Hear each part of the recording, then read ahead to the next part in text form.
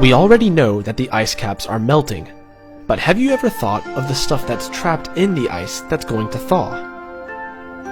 What if some of that stuff isn't really dead, just dormant, waiting to come back? What would happen if we were suddenly exposed to deadly giant viruses that have been buried in the deep layers of permafrost for thousands of years, ones that we have never met before? We may find out sooner than you think. Climate change is melting permafrost soils that have been frozen for thousands of years, and as the soils melt, the ancient giant viruses that were laying dormant are springing back into action. But what makes these viruses so special, and why are they called giant viruses? Well, most common viruses are incredibly tiny and typically only have about 4 genes or so, not even enough to be considered alive.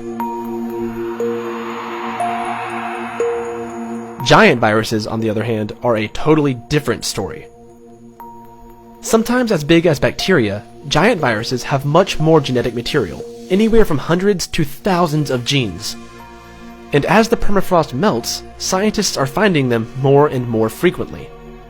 In 2014, researchers in Siberia uncovered a giant virus known as Pithevirus sibiricum. A year later, scientists isolated another giant virus called Mollivirus sibiricum from the same piece of permafrost. Mollivirus sibiricum is a behemoth of a virus with more than 500 genes as compared to just 9 genes in HIV. These giant viruses were found 1,000 feet underground in 30,000-year-old permafrost. Amazingly, even after more than 30,000 years embedded in ancient permafrost, when researchers exposed amoebas in their lab to the virus, they found that the virus was still active and quickly infected the host cell. But these aren't the earliest cases of ancient viruses that were found frozen. About a decade later, scientists discovered the first mimivirus, a 1,200 gene specimen measuring twice the width of traditional viruses, buried beneath the layers of melting frost in the Russian tundra.